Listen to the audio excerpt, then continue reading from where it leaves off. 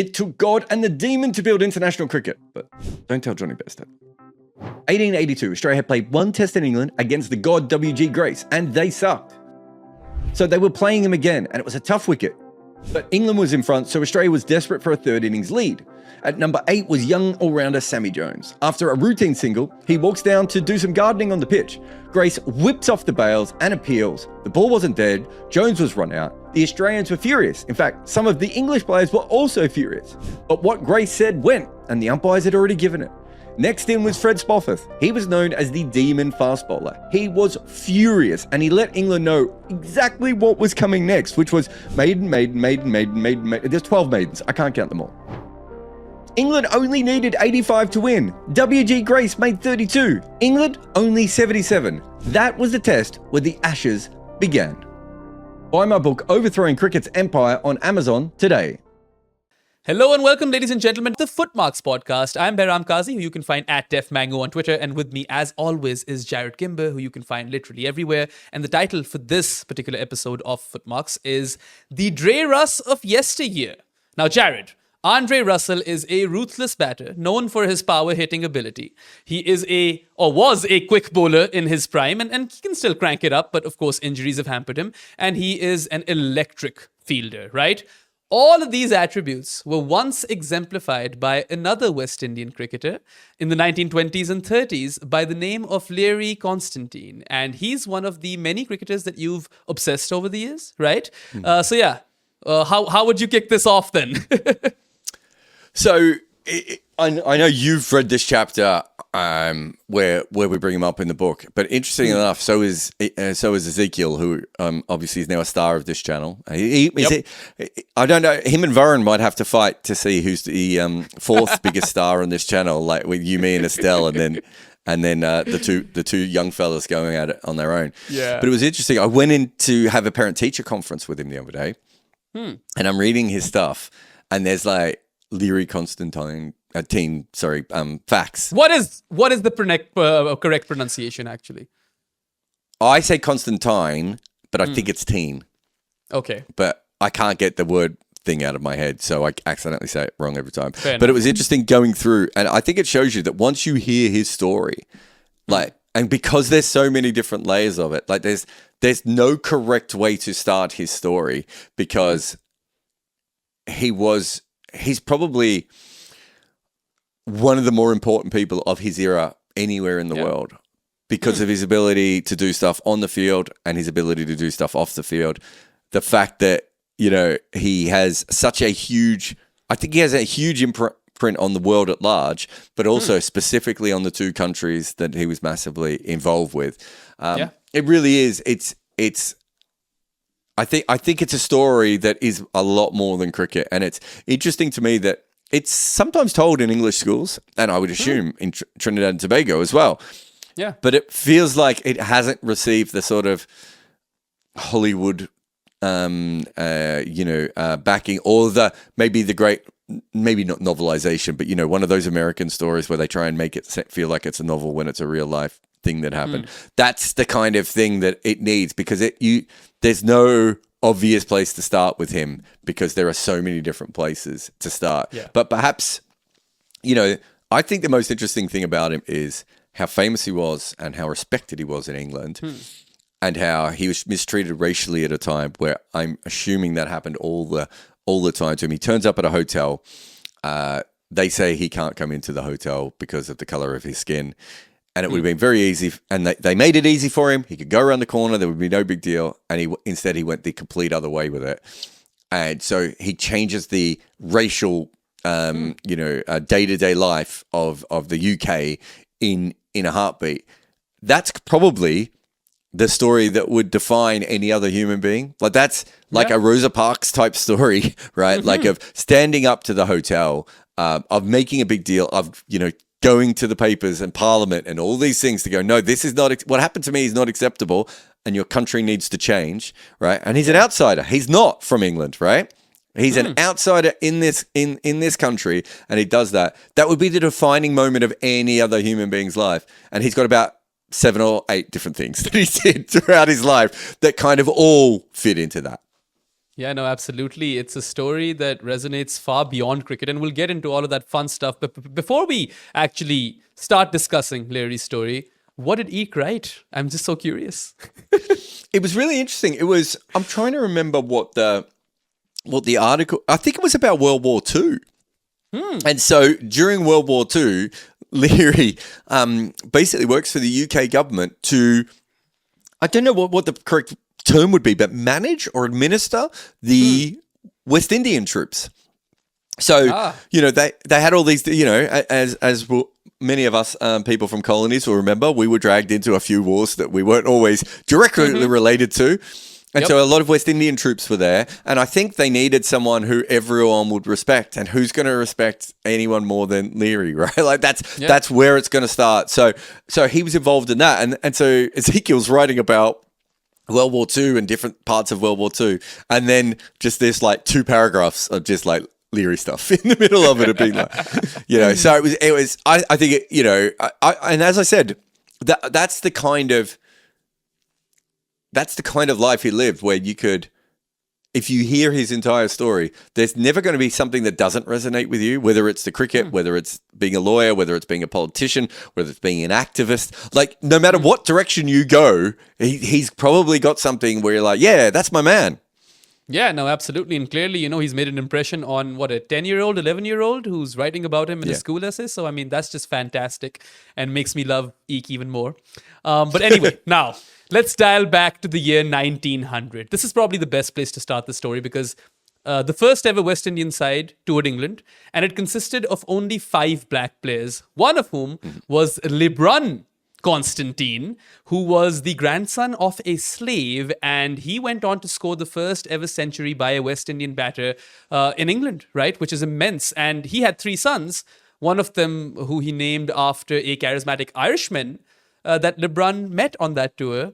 So clearly, Learie Constantine had cricket in his blood, I think if the little bits of footage we've seen, but also all the stuff that we know about him, it's clearly that he was a natural cricket athlete, right? Like, I don't know if it would have translated to other sports, but, we see this all the time. Like, there's, we just did that. We did that other podcast about the Headley. We didn't even talk about the fact that there's, a grandson of Headley would go on to be a Test player as well. Like we see this in New Zealand, right? Like I was watching the other night, Amelia Kerr and her family history, and and her grandfather's in the background, right? And you're just like, yeah, I mean, clearly there is something within that. And so he was born into cricket from, as you said, not someone who made a Test 100, but I don't even know if it was a first class 100, but he was representing West Indies in England, LeBron, when he made that.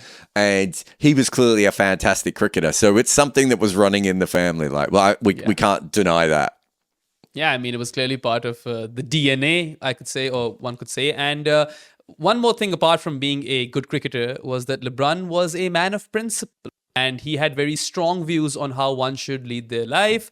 And then those values were obviously passed on to Learie, who was actually on course to become a lawyer. He was even a clerk for a firm of solicitors in Port of Spain. And he was selected to tour England in the West Indies for the West Indies in 1925. And upon return, he loses his job, which isn't too surprising because back in those days, Learie's color of skin worked against him, in colonial Trinidad. And permanent jobs were a luxury or privilege enjoyed mostly by white men. So it's not like his life was straightforward.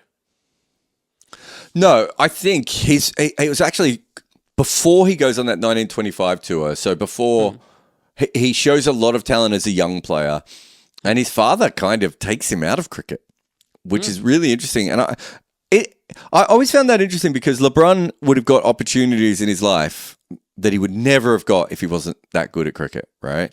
And yet, I think he thinks to himself, yeah, he will get opportunities through cricket, but if he's a lawyer, right? And we're all aware of how parents look at their kids, and I don't need to tell someone from the subcontinent about those kinds of things. And I think there was an element in of particular, right? Like probably in the last 100 years. Honestly, probably if you go, it's almost a class thing at a certain point, isn't it? Of like, you want your children to do something that you didn't do. But you're right. Certainly non-white parents, are very much like that. And so it's interesting that he was taken away from the sport because clearly he was very naturally gifted at it. And I think he also liked the law. I do think, I've got some of Learie's books around, and I've read little bits. I actually think he found that quite interesting as well. But I don't think the law came naturally to him. The thing that came naturally to him was cricket.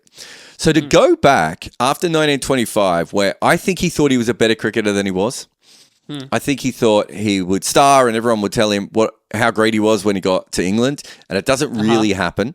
And then he goes back and he loses his job. It's kind of a bit of a crisis of confidence, I think, for someone like him at that point, because things had come easy to him. He's a good-looking, easygoing, smart person with all these different talents, and he's gone back. And it's interesting because he could have doubled down on the law side of things at that stage, right?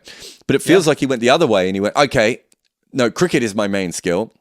So how do I get better? So on that 1925 tour, I can't remember who it was. It might have been Plum Warner.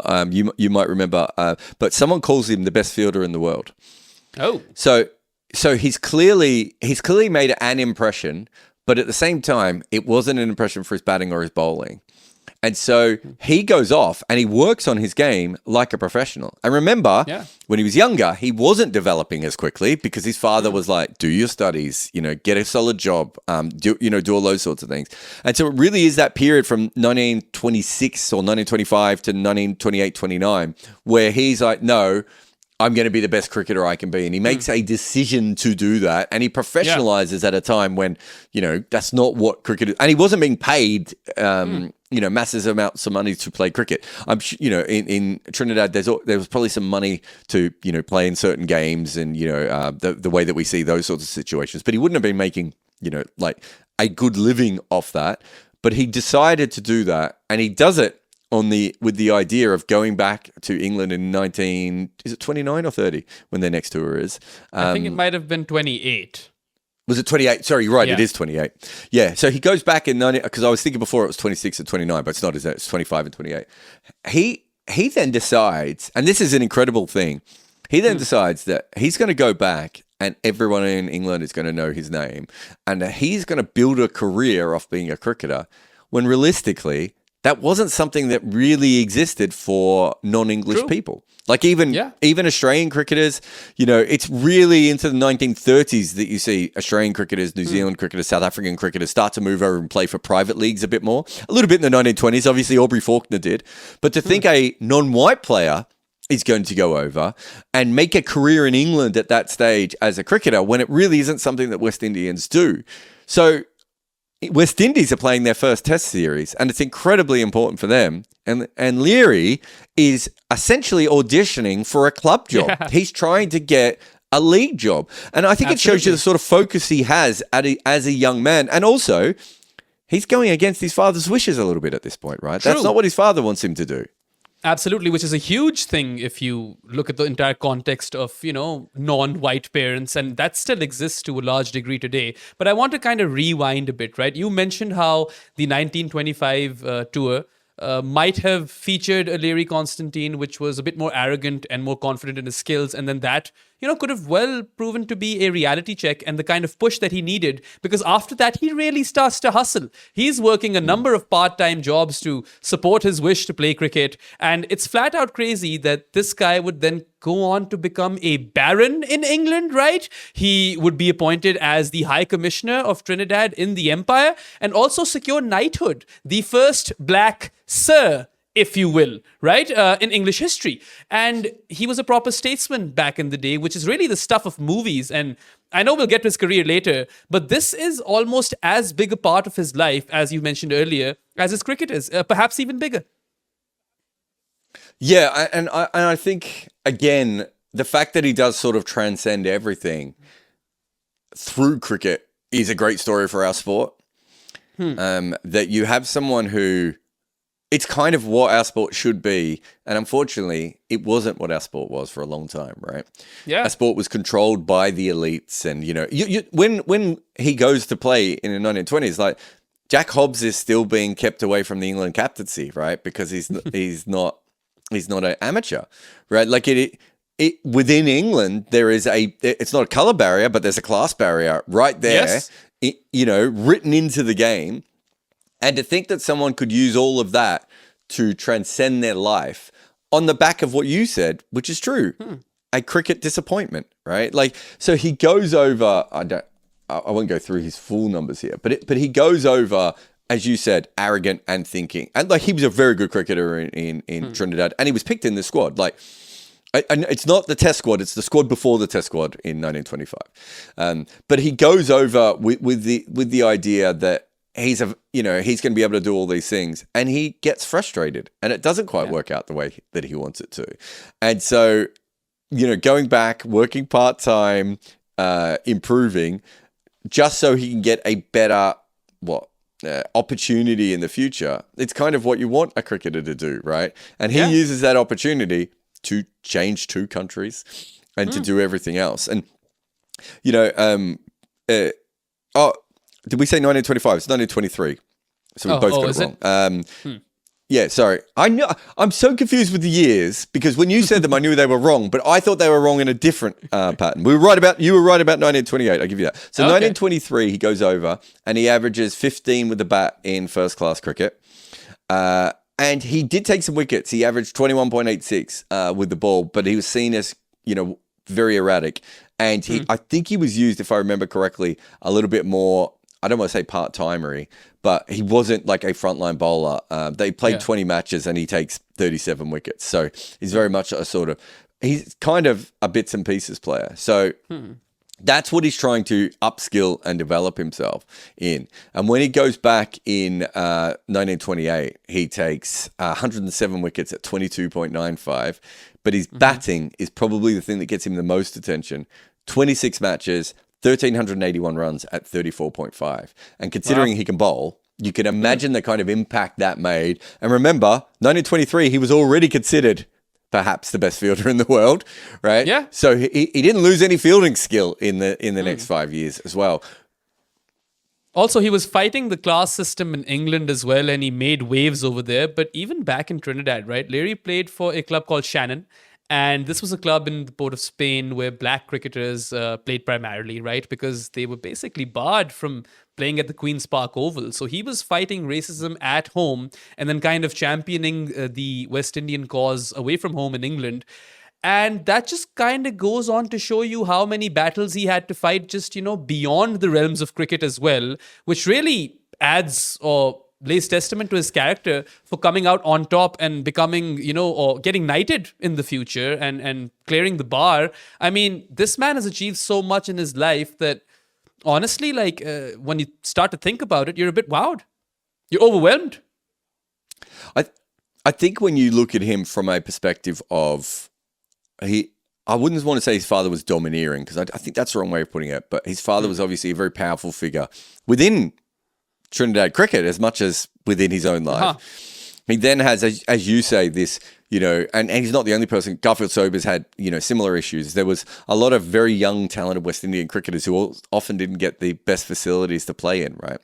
And they didn't get the best facilities to play in because they couldn't go to the proper cricket club or or whatever that situation may be. And then he goes to the third one, which is he has to go into a country that is not set up for non-white people to succeed in. He's an outsider. He's not from the UK, all these different things. And then he's also an outsider within cricket because this isn't something that we see all that much of players from his kind of background to come over. We see it in the next 2 generations after him. It really starts to happen, right? Until eventually West Indians are county legends, right? And actually, let's take it to the most probable thing is they don't just become county legends, they end up playing for England. That's how accepted those sorts of people become, right? Even if there's still issues when West Indian players start playing in county cricket, in Test cricket, they're still accepted to the point where you get to someone like Jofra Archer, right? Who can play with a thick Bayesian accent and still be fine and accepted by the majority of the English cricket fans, right? I mean, not just Jofra. Learie's right? doing all this. You've got Mark Butcher. Then you've also got Chris Jordan. There are a few. But But Mark Butcher's a little bit different in that he was born and raised in the UK, isn't he? And his father was part of Surrey cricket, right? Yeah. No, you've got quite a few. The difference is, and Chris Jordan I would put there as well, but the difference is, if you go back a generation and listen to, so there was an article in, oh my God, one of the major English cricket magazines, and I can't, they've merged with each other and changed names so many times I can't remember, but the article is called, and we could talk about this one stage. The guy's still around that wrote this article, by the way. People tell me he still says very racialist things about cricket. I don't know how much we want to get sued here, but he wrote a piece in the major cricket magazine of the time called "Is It in the Blood?" about how players from the Caribbean couldn't actually play for England because they didn't have it within their blood to be able to play there. That was written in the 90s, I think, or the late 80s, because it was Devon Malcolm and Philip DeFreitas who sued him, right, and sued the magazine, right? That's what I'm saying. Joffre is is the generation where it's taken a long time to get there. We're talking about Learie trying to do this in 1928, right? Yeah. Like, there isn't even a system set up for him to break into, and he doesn't even notice that. He's just doing what he does because of his own inner drive and against the wishes of his family. Yeah, and one of my major takeaways from, his story is that this is someone who would dream big. He wouldn't have those mental blocks or barriers in his mind, which is why he went on to achieve so much. And coming to that 1928 tour, where Learie has put in a lot of hard yards, worked part-time, upped his game, focused properly on cricket, and he's on that West Indian tour, to England. And he's also desperate to land a gig, by the way. That's also playing at the back of his mind. And this is not a successful tour for that West Indian team. Out of 30 games, they just won 5. But one of those games was versus Middlesex at Lord's, the home of cricket. And that's where Constantine first took 7 for 57 with the ball. And then in a 250 run chase, right, in the 4th innings, he comes out to bat at number 7 with more than half the total remaining. And he scores 103 runs in exactly 60 minutes in 1928, just to emphasize. And the West Indian team wins the game by 3 wickets. And he damages the finger of an opposition team player who's out for the season. He also damages the old father time weather vane on the roof of the North Stand. This was iconic. This was an hour of cricket that remained fresh in the memories of people who witnessed it in that generation, and Middlesex players would talk about it for years to come. So that's kind of his watershed moment, isn't it? Yeah, and it's really interesting it doesn't come in a test, right? Because he played some good cricket in the test matches, and it's a county game. And I know county cricket is bigger than test cricket in some ways in that period. But even so, it's not a county game, this one, is it? It's a first-class game, but you know what I mean. Yeah. He's playing a county team.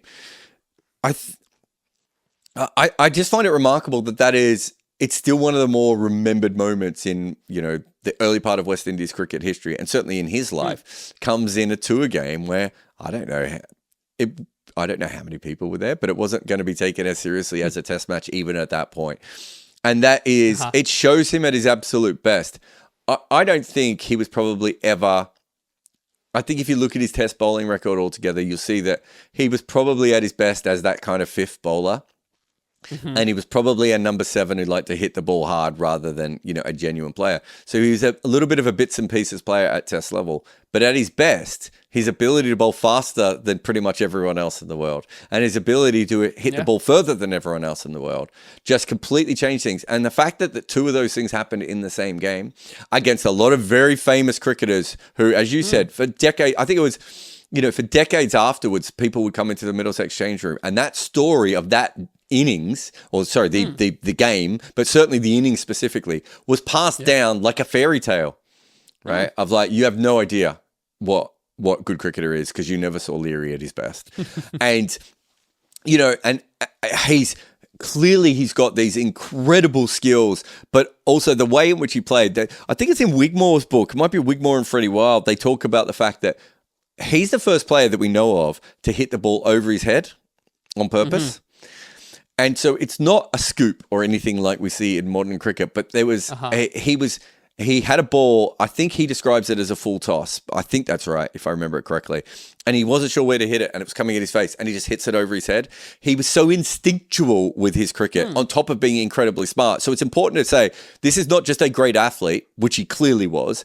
He was also really, really smart. We talked about him working his way up. One thing I can't remember if it's in the book, but I'm 95% sure this is true, that when he was back in the Caribbean, one thing he was doing is he knew he was a great fielder, but he specifically wanted to be a slip fielder.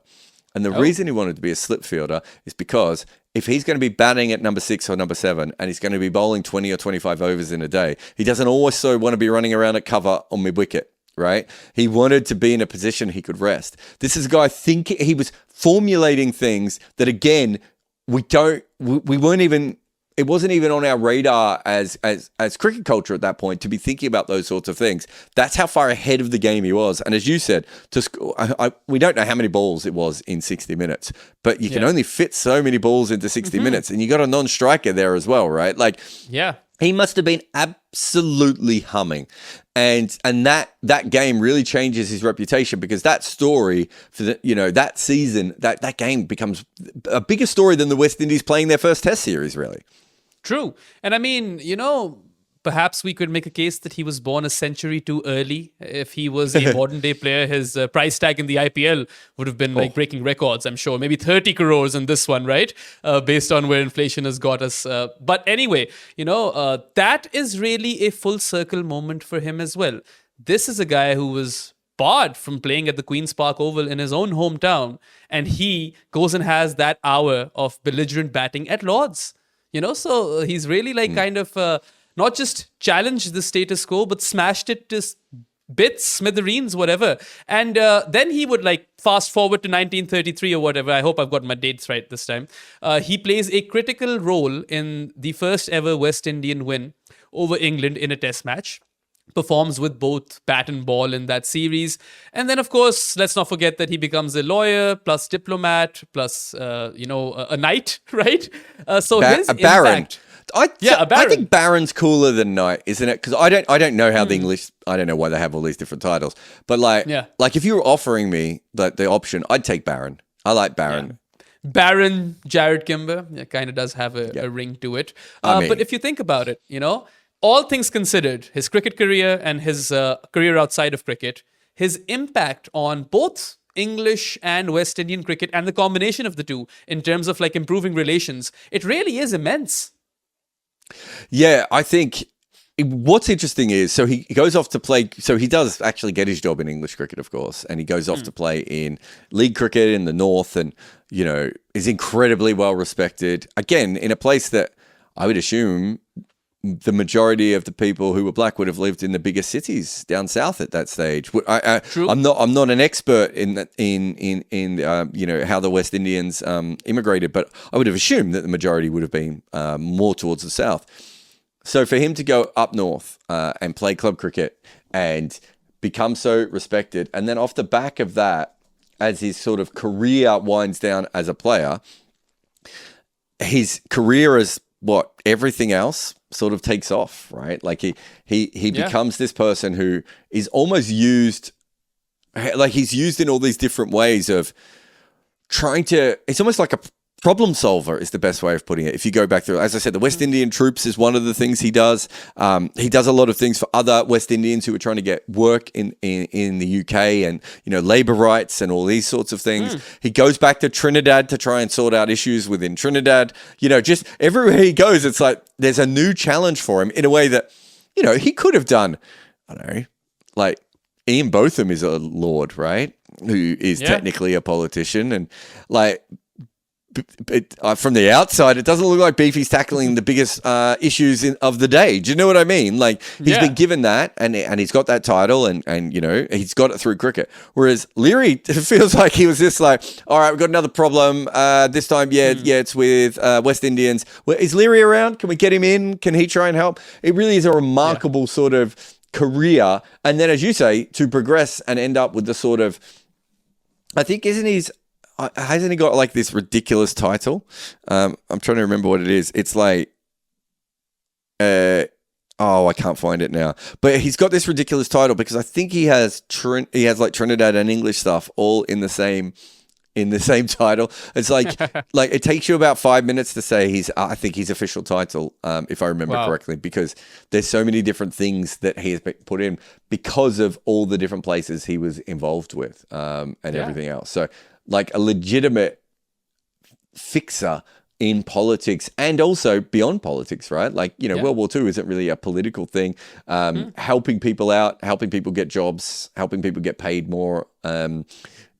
It's so unending that you could start his journey at any stage and there's no point at which it doesn't instantly blow your mind that a person did this in that era of his background. If you make any content, Minvo Pro is the tool for you. Take your long format content and cut it and slice it for social media. This AI-inspired weapon will turn your one piece of work into so many clips. Try Minvo.pro now. Absolutely. So, I mean, you could say he was a good Samaritan and a statesman in the truest sense. So much so that when, he was deploying the bodyline tactic versus a side which was featuring Douglas Jardine, the English got pissed. And it was funny because Jardine didn't have a problem with it when he was deploying those tactics versus Australia in the bodyline series. But this was an issue. He was such a nice dude that he switched to the previous tactics. He didn't bowl bodyline anymore. And I mean, I wouldn't have done that, particularly not versus an English team. Yeah, it's really interesting. The West Indies history and bodyline isn't really talked up as much as it should be. And they realised quite early on that there were English players who were not used to being bounced, right? And you've got to remember that it seems weird to hear that now, but in the 1920s, there wasn't a lot of bouncing players. It wasn't something that was all that common. The pitches were just starting to get hard. English wickets were uncovered, so they weren't always, you didn't always need to go to those sorts of tactics. And even if you did, they were more like puddings, those sorts of, what we think of as the sort of standard English wickets. But the West Indies obviously did have harder wickets. And so they were used to bouncing people and facing the short ball a lot more. The same way that the Australians were. So you see, I think it's in the early 1920s when Australia comes over with two fast bowlers and England's just like, what? What's this? Where's all your perfect seam deliveries? That's what we were expecting. And so the West Indies take it a step further when they bring in the short ball. So yeah, it's clearly, I don't think it was as organised and I don't think it was as structured, but the basic idea was we can put a few extra players out on the leg side and we can bomb someone. So it's probably more like what we saw in the 90s rather than what we see with Neil Wagner, right? With Neil Wagner's a little bit more like Bodyline, where at that point you're thinking about it really strategically, whereas back in the 90s if Kirtley and Courtney were doing it, or in the 80s, it was a bit more, we put a few extra fielders out and we'll see how we go. Whereas now it's like everyone knows that weird reverse umbrella field where you have a third, someone right behind the keeper and someone at fine leg, right? Like that whole and backward square leg. We have all that. So I would assume, and it wasn't written about brilliantly at that point, but I would assume that's what they were doing. But they saw a weakness and they exploited it. But as you said, he backed off. And I think part of him backing off is him being a diplomatic person. I do believe that was actually part of his character. And also, I think the other reason he did it was that he was, he was trying to keep his job at the Nelson Cricket Club and everything else. Think about what happened to the English cricketers who tried the exact same thing. Jardine was never quite accepted ever again. Larwood was eventually disposed of. Even when England did Bodyline, it didn't go down particularly well. So you can understand why he went to himself, do you know what? Maybe, just maybe, this isn't the right time and place to do this. I mean, he probably saw himself as an ambassador for Black people at large, because that's what the world was at that time. And I can kind of relate to that sentiment because going a bit off topic, but when I went as a 17-year-old to Canada in 2011 to study, and I spent 11 years over there, throughout those 11 years, I actively did everything I could to be a good ambassador for Pakistan because, post 9/11, it hasn't been particularly easy for people who come from Pakistan. And so I can kind of somewhat relate to him in that regard and kind of make sense why he backed off. But anyway, to kind of end this podcast, I asked you, about whether Headley would have made a good captain or not back in the day. And you mentioned how he had a bit of a KP persona, and whilst he was a good tactician, he was a bit rough around the edges as a person and just a very different kind of guy. And of course, we all know that West Indies didn't have a full-time black captain up until 1960. And Learie, based on everything that we've talked about, I feel like he would have been a great tactician and an exemplary leader of men. Yeah, I think CLR James, when he clearly liked Learie more than he did Headley. Like, I'm not having a go. He was a big champion of Headley as well, but he really talks Headley up. Learie up as the one that got away. And for me, probably Headley, from everything I know of them as cricketers, I would say Headley was definitely the better tactician, but Learie was the natural leader and as you said, the diplomat. That's the kind of captains that we know about, that can understand all these different things and everything else. So, there's no way, if he would have played in any other era after 1955, maybe even 1950, he's going to be their captain. Yeah, he would have captained. He would have been incredibly well respected, and he would have gone on. Absolutely. And we've obviously talked about his skill, his genius, his hard work, his story, and, his impact overall, which is immeasurable. I don't think we can actually put that into words. So right at the end of this podcast, I'm going to put you on the spot, Jarrod Kimber. Pick one, Aubrey Faulkner or Learie Constantine. Look, Aubrey Faulkner, the reason I wrote about Aubrey Faulkner is because this is a man who did something quite special for cricket. He helped build South African cricket. I'm talking specifically the cricketer, not the person, because I think Learie wins on the person, front. Well, no, but what I was going to say is that it's not just about the cricketer with Aubrey Faulkner, because he goes on to be a coach, right? True. I think what Learie did for the sport is obviously more important than what Aubrey did, but Aubrey does set up one cricket nation on his back, and then becomes basically, I wouldn't say invents cricket coaching, but invents kind of modern professional cricket coaching at a certain point. Learie is different because I think there's no person in the world that wouldn't have preferred to watch Learie play than Aubrey Faulkner, right? Right. Aubrey was, some of the shots we see of him playing, of him crouched over the bat, we hear him talking about his own batting, and it's like, yeah, we get it. You made runs, but maybe not everyone wanted to be there watching your runs.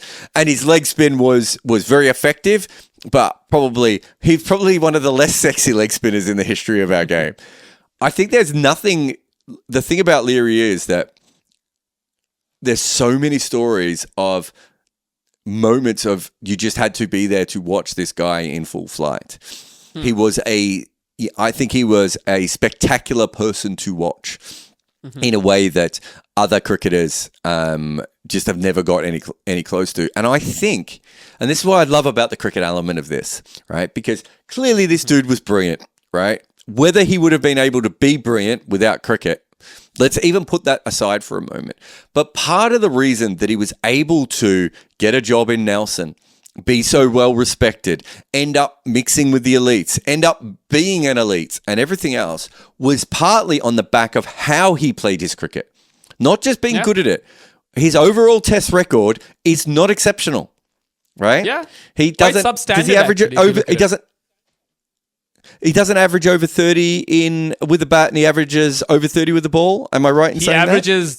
He averages 19.24 with the bat in 18 test matches, and with the ball, he's averaging 30.1 in 18 games. He has 58 wickets only. But, he's much more than that. And first-class cricket, as you've been saying over the last two podcasts, but that's my point. Was huge. Yeah. Yeah, but even without that, the point is that when he did something, it was remembered. So again, that takes me back to that whole idea of, would he have been able to do this without cricket? I don't know, right? Like, he was such a brilliant man. Maybe he still would have made an impact on the world without cricket. But he specifically built his reputation on not just being a cricketer, but being a beautifully entertaining, enigmatic, dramatic cricketer. And that helped him all the way through, right? this wasn't like a dour like guy who sat over his bat and like bowled slow medium pace, right? This is a guy who gave everything on the field in that sort of, I don't know, someone like Freddie Flintoff, Ben Stokes style, where you're just like, this guy's going balls to the wall. There are probably more talented cricketers out than him. No one is going to try harder or work harder or throw themselves more at this. And their way of doing that is entertaining. And it is, it doesn't always come across on the stat sheet in the same way. Yeah. And so when he transcends to his next level, being a lawyer, being a diplomat, being a politician, being a lord, being a baron, all those, it's ridiculous to say all those things back to back, isn't it? It's crazy. But when he transcends onto that, the kind of cricketer he was built it. And I think that for me is one of the great things about Learie. And I love Aubrey Faulkner because Aubrey Faulkner was a person who coached himself to be a great and then went on to coach other people and set that up as a system. Right? That's absolutely brilliant. But Learie used being an entertaining cricketer to change the world in small and profound ways as many times as he could. And that for me is the magnificence of him as a cricketer. And that's why I just don't think we talk about him enough in our sport. And he gets he does like he's not completely overlooked like someone like Faulkner was, but he doesn't get the flowers that he should, because cricket wasn't, I'm trying to remember, there was an athlete recently, I can't remember who it was, but he was saying how he saw his athleticism as a path to his greatness, as in it would open doors up for him so that he'll be able to do things when he retires to make the world a better place. Actually, it might have been something about Dikembe Mutombo. So Dikembe Mutombo, sorry, I'm always going to bring him up as much as possible, but Dikembe Mutombo comes to the United States to become a doctor. I think he wanted to be a surgeon, right? But because he's 7 foot tall and he's quite quick, everyone's like, maybe you should play basketball, right? And he suddenly realizes, Dikembe, that okay, if I play basketball, I can probably do more than just being a doctor. And he uses that. That wasn't what happened with Learie. The way that he played cricket is what transcended his life, not the fact that he was going to earn extra money and be able to change his life. Literally, the way he did it transcended it, rather than he wasn't so much an activist, right, who wanted to use cricket to get to a certain point so he could do things. He was so entertaining and so dynamic as a cricketer that when he retired, he had the ability to do all these other things that he probably would have wanted to do as a young person when his father was pushing him towards law in the first place, right? It's a completely different way of looking at it, right? All Learie wanted was a job, right? True. That's all he wanted. But the way he played the cricket with that joy and that sense of attacking and rawness and just going out there and performing actually was way more than just getting a job at the Nelson Cricket Club and all the other cricket clubs he would go on to play for. It was literally a accidental stepping stone into opening up a world that people like him were not just outsiders, but they were banned from. They were never, ever going to go. And him smashing the weather vane at Lords and taking those big dramatic wicket hauls and bouncing people and bowling fast and slogging sixes literally changed who he was, which allowed him to change other parts of the world that he saw issues in. Yeah, I mean, he opened so many doors, and based on everything we've spoken about, he was box office in every sense, not just his cricket, but also his life outside of cricket.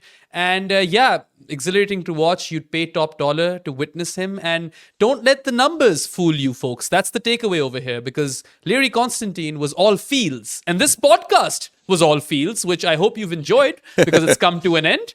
And just a quick reminder before we sign off, you can go to goodareas.co and bookmark that webpage, and that can prove to be a one-stop shop for all the work that we do as part of this team, whether that be written content, videos, or podcasts. We'll be back with another episode of Footmarks soon enough, but that's all for today, folks. You guys have a good one, and goodbye from us.